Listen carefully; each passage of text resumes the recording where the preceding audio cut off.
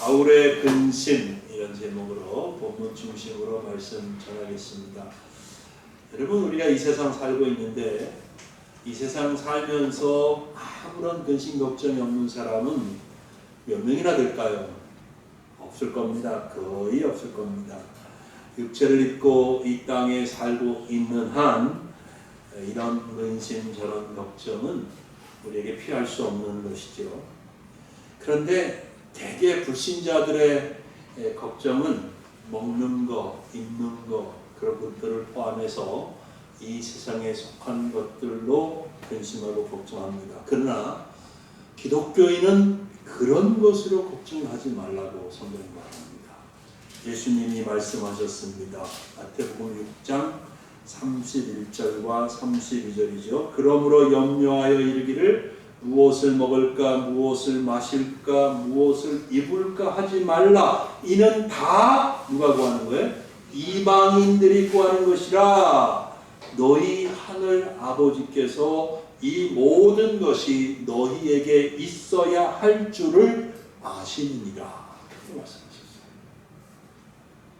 그럼 이렇게 먹을 거, 입을 거, 마실 것으로 인하여서는 기독교인들이 걱정을 하지 않아야 한다면 기독교인은 무엇 때문에 걱정하고 근심해야 합니까?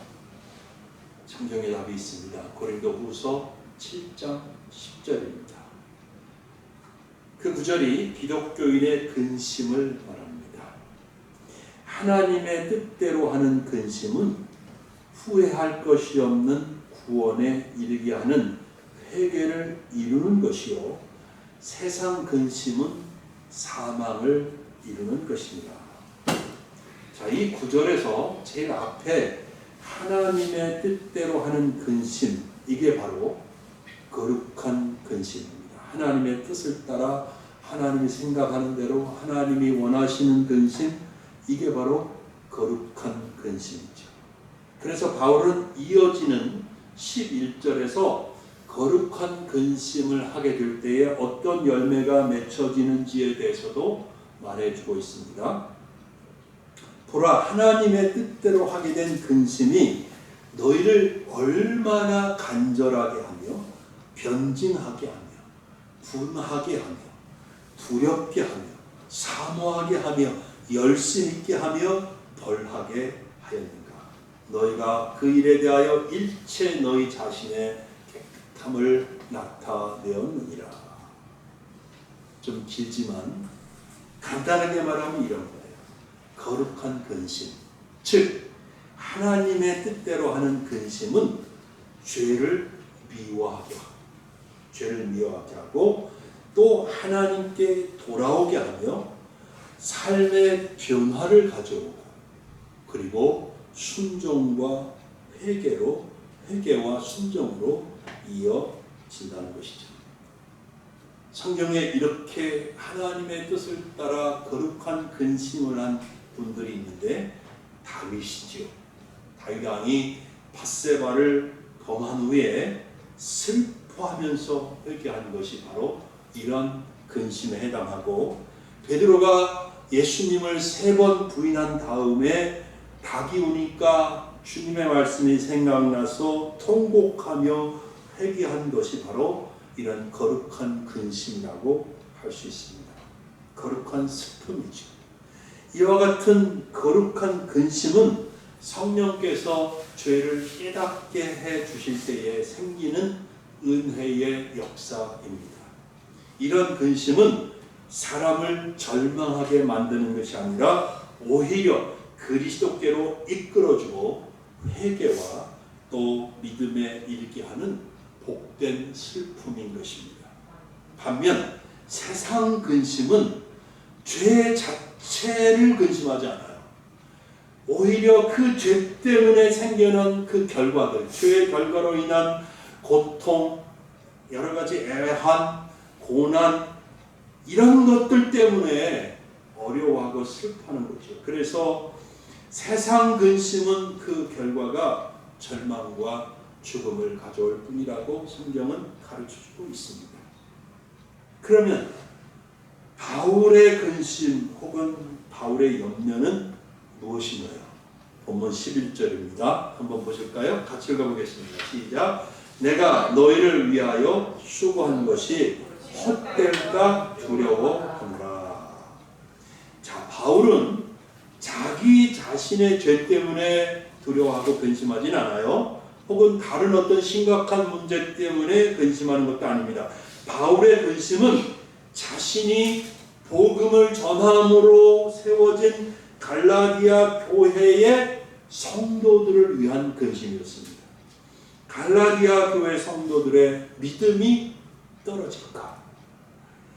그들이 자칫 구원의 주 예수 그리스도에게로부터 멀어져 갈까? 그렇게 하다가 그들이 결국 구원을 잊어버리는 것이 아닐까? 이런 염려와 근심이 있었던 것입니다. 바울도 그러니까 하나님을 따라 근심하는 거룩한 근심을 하고 있었던 거죠. 바울은 갈라디아 교회 성도들의 영적인 퇴보를 염려했습니다. 바로 거룩한 근심인 것입니다. 그러면 이제 바울의 근심을 조금 더 깊이 생각을 해보겠습니다. 본문 8절과 9절입니다. 이것도 같이 읽어볼게요. 본문 8절 9절 시작. 그러나 너희가 그때에는 하나님을 알지 못하여 본질상 하나님이 아닌 자들에게 종노릇 하였더니 이제는 너희가 하나님을 알 뿐 아니라 더욱이 하나님이 아신 바 되었거늘 어찌하여 다시 약하고 천박한 초등학문으로 돌아가서 다시 그들에게 종노릇하려 하느냐. 바울의 안타까운 마음이 그대로 전해집니다. 어찌하여 그냥 무덤덤하게 어찌하여 이렇게 한 게 아니라 도대체 어찌하여 이게 느껴지거든요. 바울은 갈라디아 교회 성도들의 모습이 너무 안타깝습니다. 그들은 이전에 죄의 종이었습니다. 죄의 종으로서 하나님을 알지 못하고 하나님이 아닌 것들이 마치 하나님인 것처럼 그것들을 섬기며 종노릇 하였습니다. 여러분 잘 아시다시피 갈라디아 교회 성도들은 대부분이 이방인들이었습니다. 그래서 그들은 예수님을 만나기 전에 당연히 이방신들을 섬겼지요. 여러분 사도행전 14장을 보면 바울이 선교 여행을 쭉 하는데 갈라디아에 속한 지역인 루스드라라는 지역에 갔는데 그때 사람들이 바울을 뭐라고 불렀습니까? 헤르메스라고 부르고 동행하고 있었던 바나바를 제우스라고 했습니다. 이 사례에서 보듯이 갈라디아 교회 성도들은 이전에 그리스의 제우스 신과 헤르메스 신 또는 로마의 여러 신들, 지역의 토착 신들, 또 황제도, 로마 황제도 신으로서 숭배하고 섬겼었습니다. 그런데 갈라교회 성도들이 복음을 들은 후에 복음으로 말미암아 참 자유를 얻고 구원을 얻었던 것입니다. 그런데 이렇게 복음을 통해서 얻은 참 자유와 구원을 내팽개치고 다시 종의 자리로 돌아가려고 하는 것을 보니 바울의 입장에서는 근심이 이루 말할 수가 없었던 것이죠. 근심으로 인해서 그의 가슴이 터질 지경이었던 것입니다. 예컨대 나비가 되었는데 나비가 되어서 헐헐 날고 아름다운 꽃에 앉고 즐기는 꿀을 빨아먹으면서 즐기는 그런 나비가 되었는데 다시 애벌레가 되려고 합니다. 애벌레가 나비가 되어 자유롭게 하늘을 날게 되었습니다. 그런데 어느 날 나비가 나는 애벌레 시절이 더 좋았어. 그러면서 땅을 기어다니면서 애벌레로 돌아가 싶다고 징징거리면 얼마나 웃기고 이상합니까? 성인이 다 된 사람이 다시 젖병을 물고 다니면서 유모를 따라다니겠다고 하면 그게 얼마나 웃기는 일입니까? 얼마나 어처구니 없습니까? 감옥에서 나온 사람이 다시 감옥이 좋다고 감옥으로 돌아가겠다고 하는 것입니다. 이해하기 어려운 일 아니겠습니까? 갈라디아 교인들이 이런 말도 안 되는 모습을 보여주니까 바울은 답답하기가 이를 데가 없었던 것이죠. 사랑하는 우리 신림성함교회 형제 여러분, 분명히 잘 이해하시고 하셔야 합니다. 기독교인은 그리스도 안에서 애벌레가 아니라 나비가 되었습니다. 아멘. 네. 기독교인은 더 이상 종이 아니라 하나님의 자녀가 된 것입니다, 여러분. 기독교인은 이제 죄의 감옥에 죄의 권세에 갇힌 죄수가 아니라 자유인이 되었습니다. 그런데 갈라디아 교인들은 다시 애벌레가 되려고 하고 다시 종이 되려고 하고 다시 감옥으로 돌아가려고 한다는 말이에요. 바울은 이해할 수가 없었던 거죠. 그래서 어찌하여 다시 약하고 천박한 초등학문으로 들어가서 다시 그들에게 종노릇하려 하느냐, 이렇게 외치고 있는 거예요. 이제 사도 바울은 갈라디아 교회 성도들의 이와 같은 어리석은 모습 중에서 10절에 그 신뢰를 들고 있습니다. 10절 보시죠. 바울은 10절에 이렇게 썼습니다. 너희는 날과 달과 절기와 해를 삼가 지키니. 그렇죠. 자, 날과 달과 절기와 해를 삼가 지키니. 자, 이런 것들은 구약 율법에 규정되어 있는 종교적 절기들이죠. 그죠? 잘 아시고 있는 거예요. 날은, 여기에 말하는 날은 안식일이나 특정 금요일 말합니다. 달은 초하루 즉 월삭을 말하고 있고, 절기는 유월절, 오순절, 초막절 등등이고, 해는 안식년, 희년 등등을 의미합니다. 그런데 이런 절기를 잘 지키는 것이 무엇이 문제입니까? 문제가 있습니까?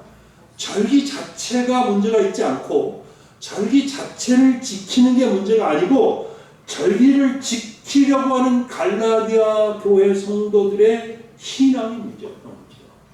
신앙이 문제. 갈라디아 교회 성도들은 여러 차례 말씀드린 것처럼 거짓 교사들의 영향을 받아서 예수님만 믿는 것으로는 부족하다. 너희가 구원을 완성하려면 유대인의 절기와 율법도 지켜야 한다. 이렇게 생각하기 시작한 거예요. 거짓 교사들의 영향 때문에. 그래서 절기를 지킬 때에 하나님 앞에 감사하는 마음으로, 그리고 하나님이 우리를 위해서 이루신 그 구원을 출애굽한 것을 구원으로 여기고 감사하면서 기념하면서 지킨 것이 아니라 그 절기를 지키는 것을 구원을 받기 위한, 그리고 하나님의 인정을 받기 위한 조건으로 삼았던 거죠. 갈라디아 교회 성도. 이해되시죠? 그래서 바울은 그것을 다시 왜 종살이로 돌아가려고 하느냐, 이렇게 표현하고 있는 겁니다. 자, 근데 이런 갈라디아 교회 성도들의 모습이 우리와 무슨 상관이 있을까요? 안타깝게도 갈라디아 교회 성도들의 모습이 현대 교회의 성도들에게도 있다는 사실이죠. 여러분에게도 있을 수 있어요. 잘 생각해 보시면 좋겠어요. 물론 오늘날에는 기독교인들이 뭐 6월절 지키고 안식년 지키고 그러진 않죠. 그러나 갈라디아 교회 성도들과 비슷한 생각을 하는 모습이, 결과적으로 같은 원리 속에서 비슷한 생각을 하는 모습이 있다는 거예요. 그 전에도 말씀드렸지만 새벽 기도 안 하면 하나님이 나를 사랑하시긴 하겠지만 좀 덜 사랑하실 거야, 늘 생각에 빠지는 거죠. 나는 온전한 11절을 드리지 못하고 있는데, 혹은 11절을 안 드리고 있는데 이것 때문에 하나님이 나를 벌 주시는 건 아닐까, 이런 생각을 하는 거죠. 그 전에 우리 주영이가 처음으로 암 진단을 받았을 때 이게 그때는 여기서 밥 먹을 때인데 밥 먹으면서 아빠 11주 안 하면 암 걸려?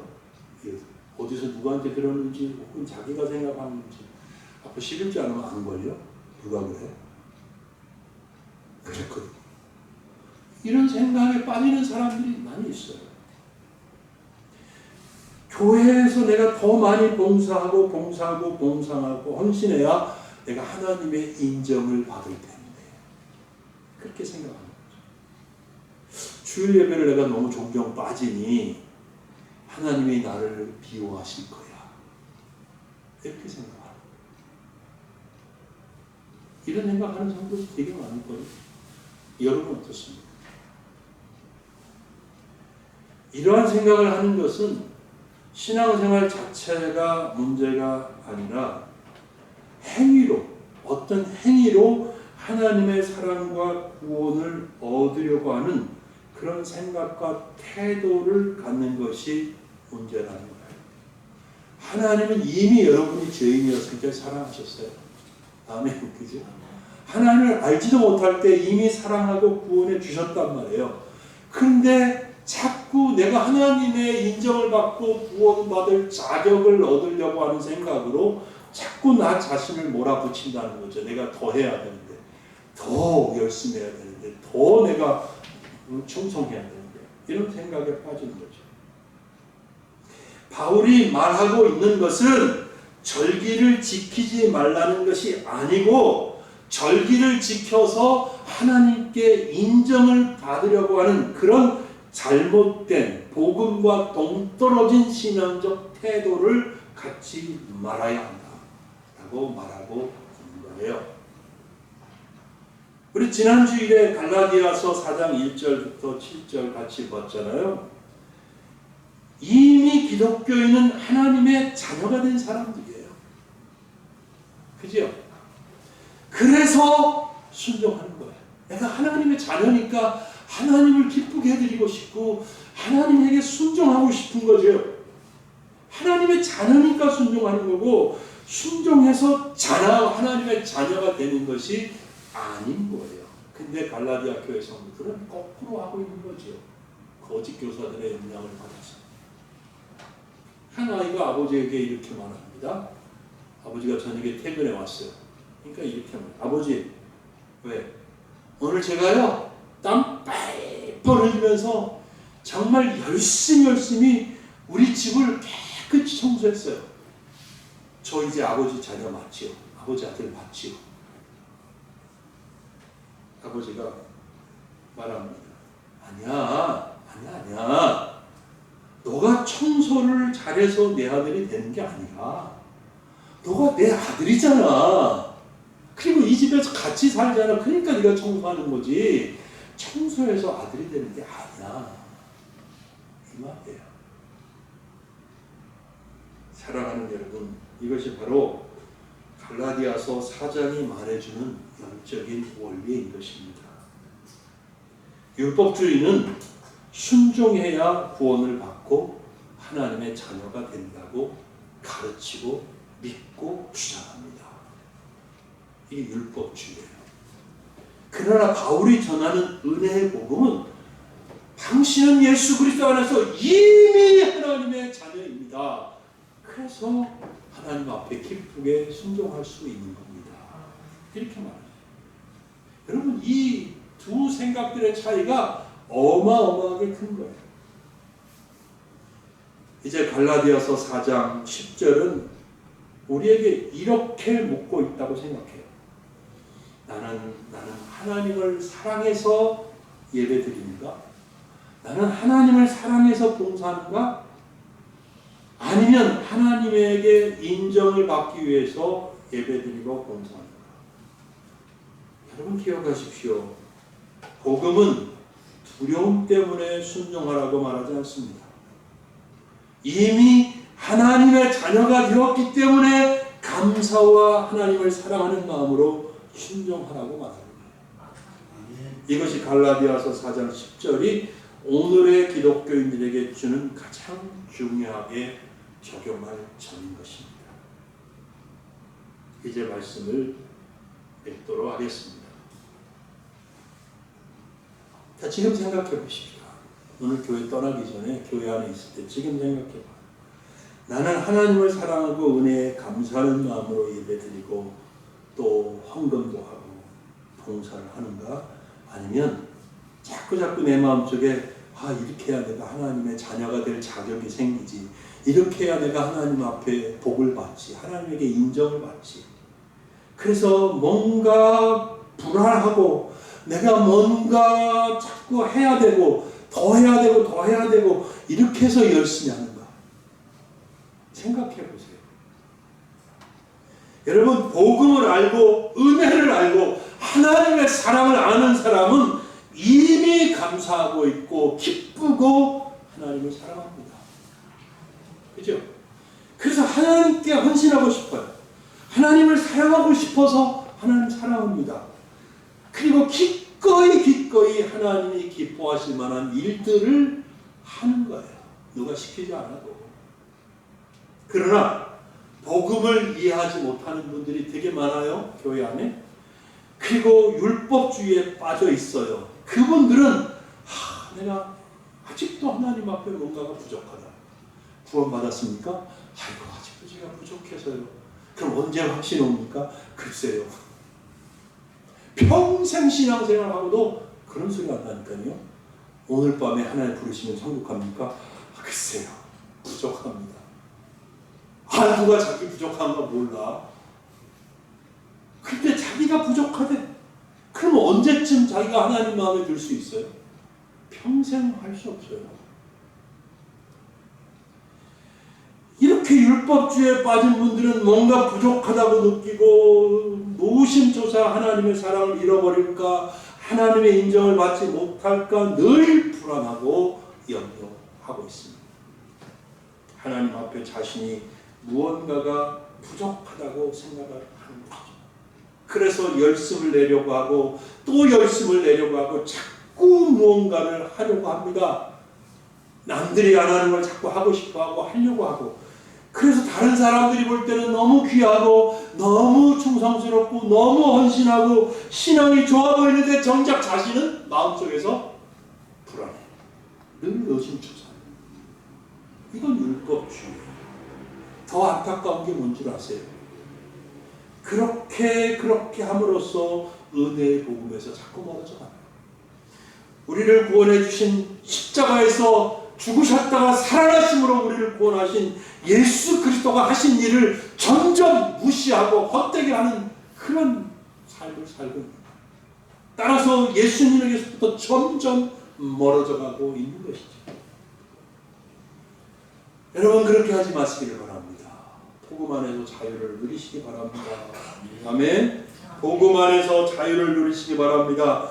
하나님의 사랑 안에 거하며 평안하고 행복하실 수 있기를 바랍니다. 우리는 종이 아닙니다. 우리는 하나님의 자녀입니다. 할렐루야. 그러므로 다시 그 무엇에게도 우리가 이제는 종 노릇할 필요가 전혀 없습니다. 오직 기쁘게 그리고 감사하게 하나님을 사랑하고 섬기시기를 예수님의 이름으로 축복합니다. 아멘. 기도하겠습니다.